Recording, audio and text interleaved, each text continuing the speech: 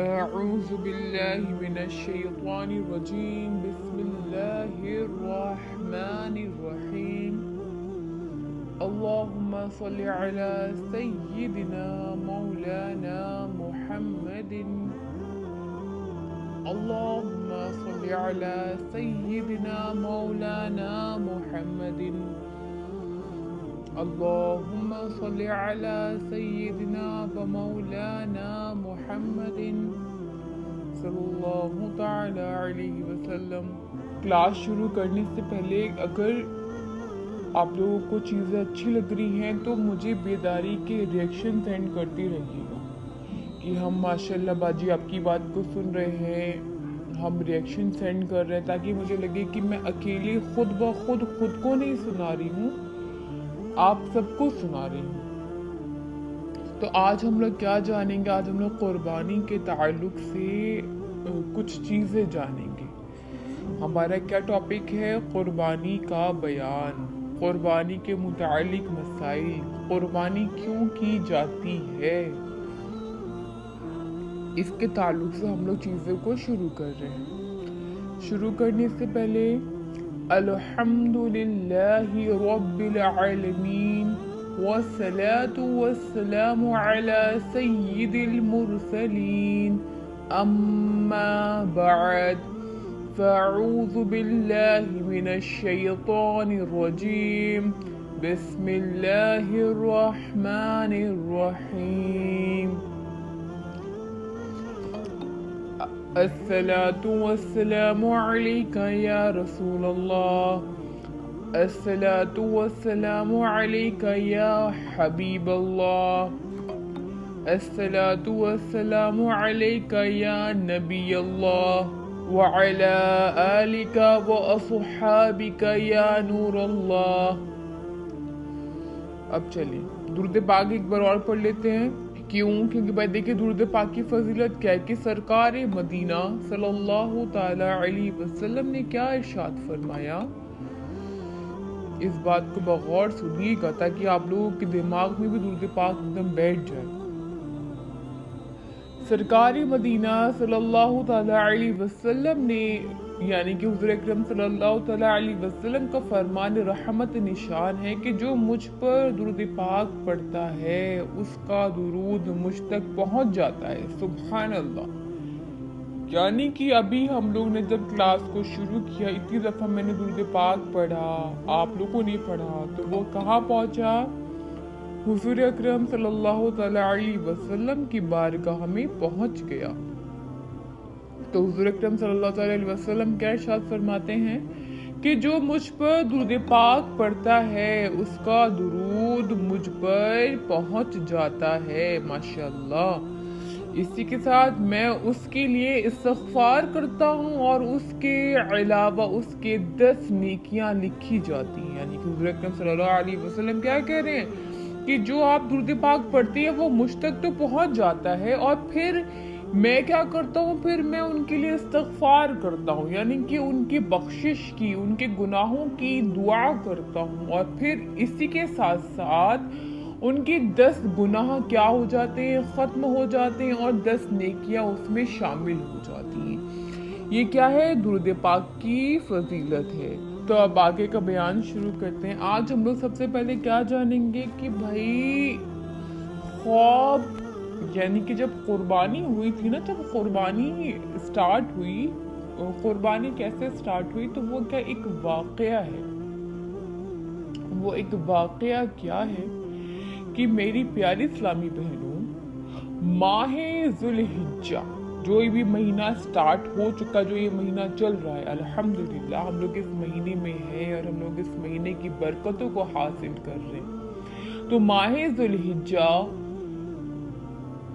وہ مبارک مہینہ ہے کہ جس میں اللہ عز و جل کے پیارے خلیل حضرت سیدنا ابراہیم علی نبینا وعلیہ وسلم نے اپنے جو ہے صاحبزادے حضرت سیدنا اسماعیل ذبی اللہ علی نبینا وعلیہ الصلاۃ والسلام کو کیا کیا؟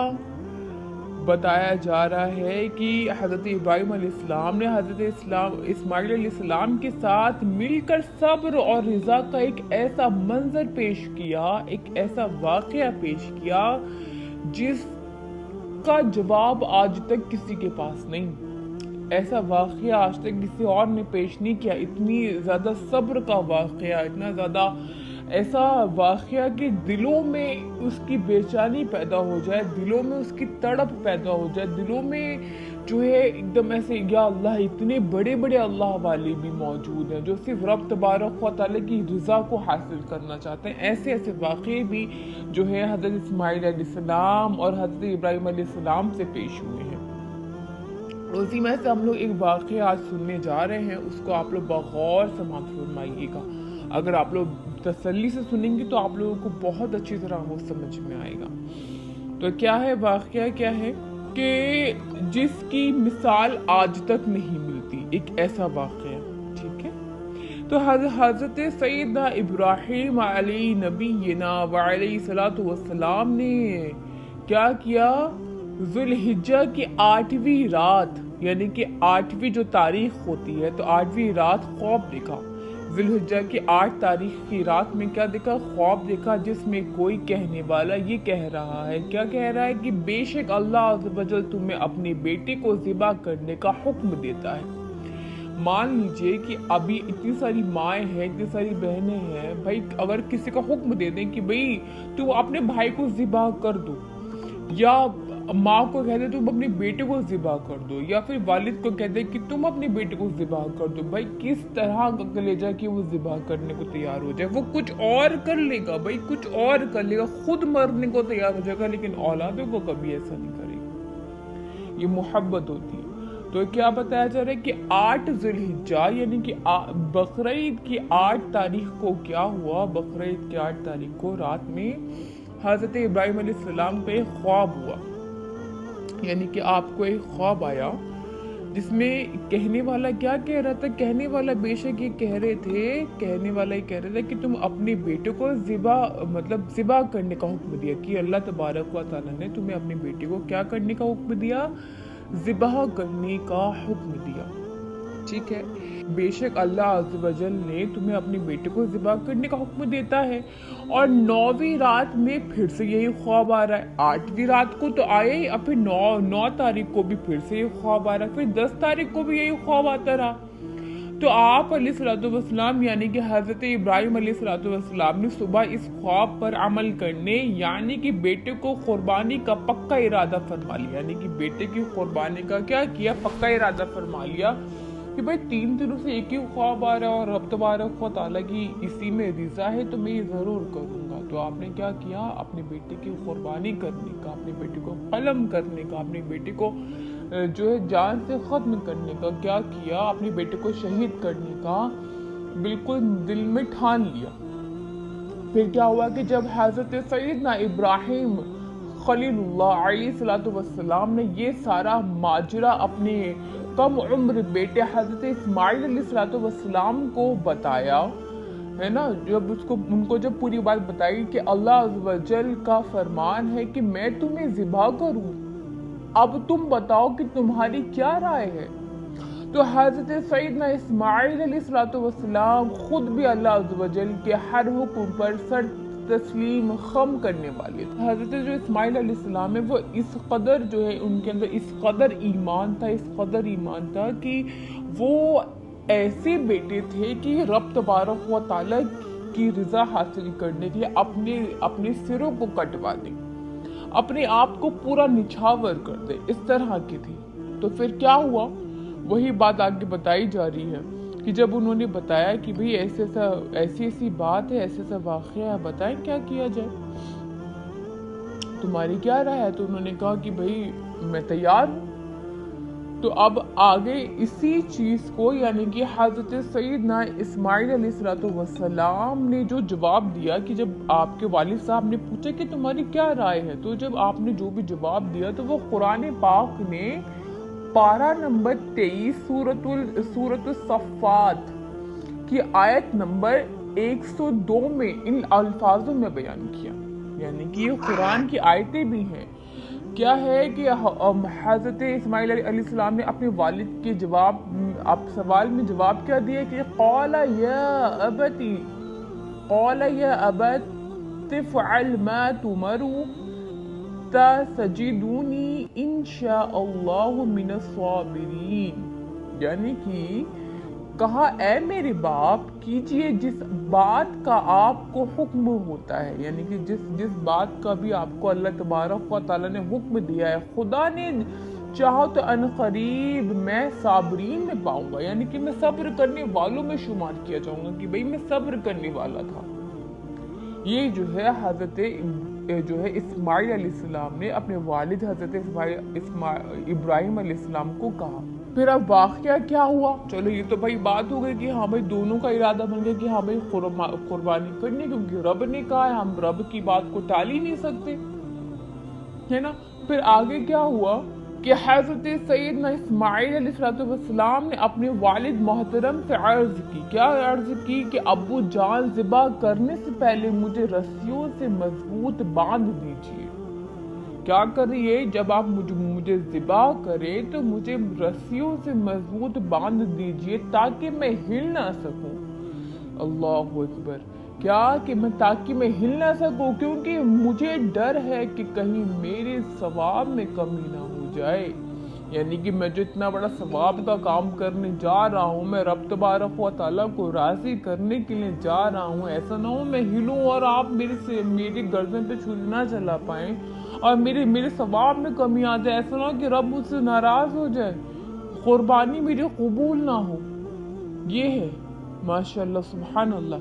تو ابھی آگے کیا کہا کہ ابو جان آپ ذبح کرنے سے پہلے مجھے رسیوں سے مضبوط باندھ دیجیے تاکہ میں ہل نہ سکوں، کیونکہ مجھے ڈر ہے کہیں میرے ثواب میں کمی نہ ہو جائے، اور میرے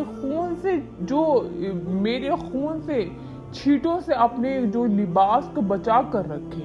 جو حضرت ابراہیم علیہ السلام جو بھی لباس پہنے ہوں گے، تو حضرت اسماعیل علیہ السلام کیا کہہ رہے ہیں کہ جب آپ مجھے ذبح کریں تو اپنے لباس کو میرے خون کی چھینٹوں سے بچا کے رکھے تاکہ انہیں دیکھ کر میری امی جان غمگین نہ ہو جائیں، چھری خوب تیز کر لیجئے تاکہ میرے گلے پر اچھی طرح وہ چل جائے۔ کیا کرے ابو جان، آپ چھری کو اس قدر جو ہے تیز کر لیں، اس قدر اس کو پین کر لیں کہ ایک بار میں کیا ہو جائے، میرا سر جو ہے قلم ہو جائے، میرے سر پہ جو ہے میرے گردن پہ جو ہے ایک دم سے چھری جو ہے چل جائے، کیونکہ موت بہت سخت ہوتی ہے۔ موت کیا ہوتی ہے؟ موت بہت سخت ہوتی ہے۔ آپ مجھے ذبح کرنے کے لیے جو ہے پیشانی کے بل لٹا دیں۔ کیا کہہ رہے ہیں کہ آپ مجھے ذبح کرنے کے لیے پیشانی کے بل، یعنی کہ چہرہ زمین کی طرف ہو۔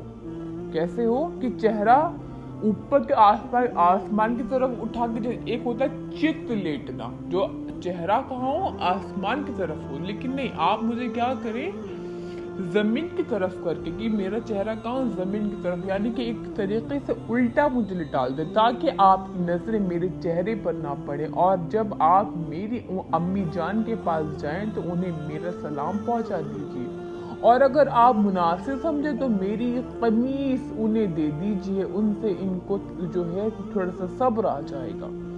کیا کریں کہ آپ جو ہے مجھے الٹا لٹال دیں، کہیں ایسا نہ ہو کہ بھائی جب آپ جو ہے میرے گلے پہ جب چھری چلانا چاہیں، جب چلائیں تو کہیں آپ میرا چہرہ دیکھ کے رک نہیں جائیں، آپ کہیں میرا چہرہ دیکھ کے آپ کا دل نرم نہ پڑ جائے، آپ میرا چہرہ ہی مت دیکھیے گا کہ میرے چہرے کی حالت کیا، آپ مجھے زمین کی طرف منہ کر کے لٹا لیں، اور آپ چھری کو اتنی تیز کریں کہ ایک دم سے جو ہے میری گردن پہ چل جائے، اور کیا کریں آپ یہ بھی کریں کہ میری امی کو پتہ نہ چلے، تو آپ اپنے لباس پر کیا کریں، چھینٹیں نہیں آنے دیں میرے خون کی، کہیں آپ کو امی غلط سمجھیں یا پھر کچھ اور سمجھ لیں کہ آپ نے میرے بیٹے کو ذبح کر دیا یا کچھ بھی ہے، تو آپ اپنی قمیص کو بچا کے رکھیں، اور جب آپ گھر جائیں تو میری والدہ سے میرا سلام کہنا، اور کیا کہنا کہ میری جو یہ قمیص ہے ان کو جا کے دے دینا، کیا پتہ ان کو تھوڑا سا صبر آ جائے، وہ میری قمیص کو دیکھ کے جو ہے صبر عطا کر لیں۔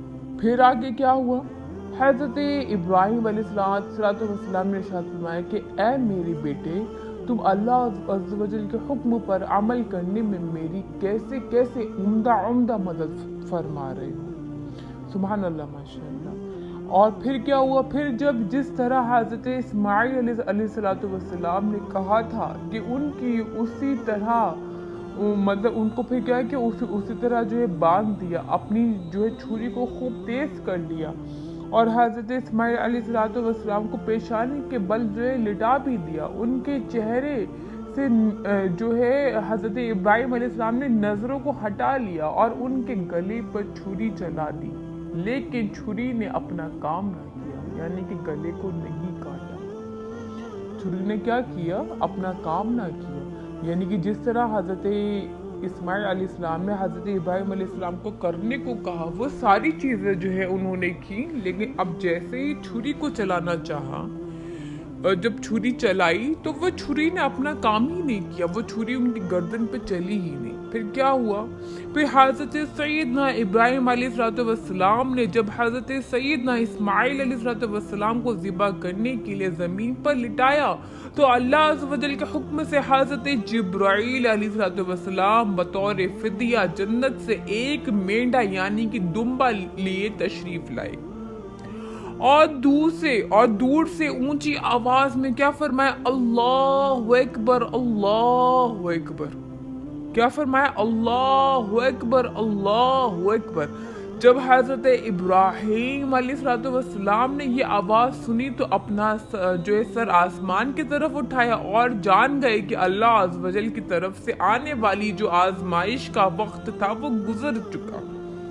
یعنی کہ اللہ والوں کی شان کی یہ کیا رب تبارک و تعالیٰ کی جانب سے آزمائش تھی۔ اتنی بڑی بڑی آزمائشیں آتی ہیں اللہ والوں کے لیے کہ اپنے بیٹے کو ذبح کر دو، کہ ٹیسٹ دیکھوں تو ذرا بیٹے کو چاہتے ہو یا رب کو چاہتے ہو، ذرا پتہ معلوم تو کر لیں کہ تمہارا بیٹا تمہارے لیے عزیز ہے یا رب زیادہ عزیز ہے۔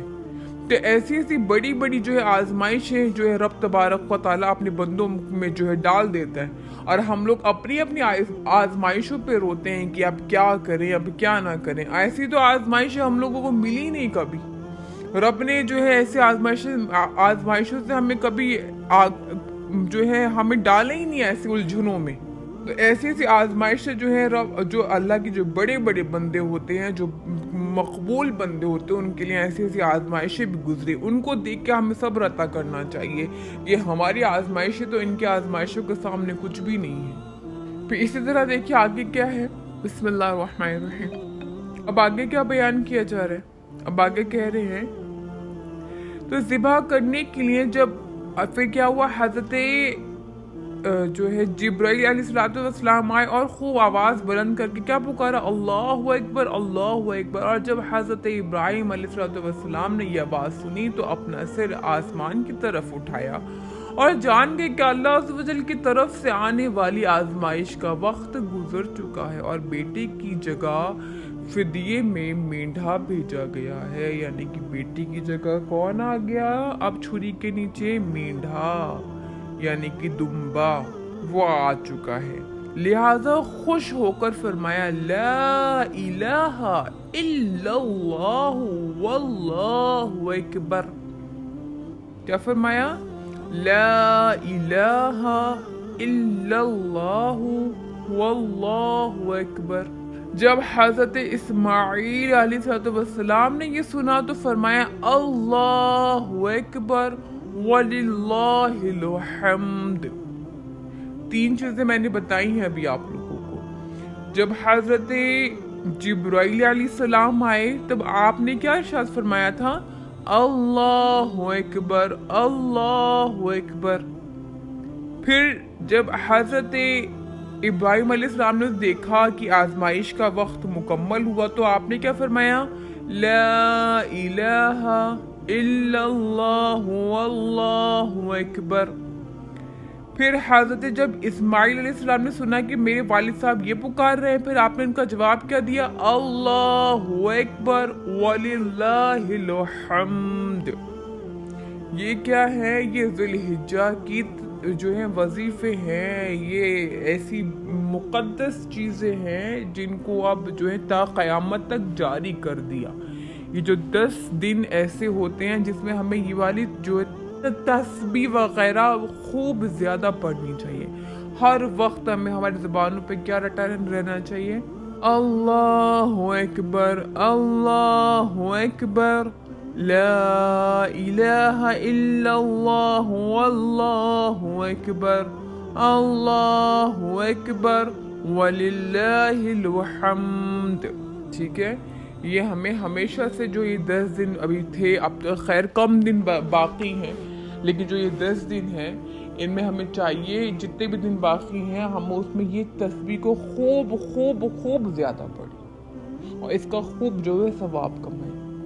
ابھی کیا ہے، واقعات تو آگے اور بھی زیادہ باقی ہے، لیکن آج کے لیے بس اتنا ہی ہے. انشاءاللہ تعالی باقی کا آپ کو واقعہ نیکسٹ ویڈیو میں ملے گا. آپ لوگ سبھی ساتھ میں بنے رہیے گا، دعا میں یاد رکھیے گا. السلام علیکم ورحمۃ اللہ وبرکاتہ.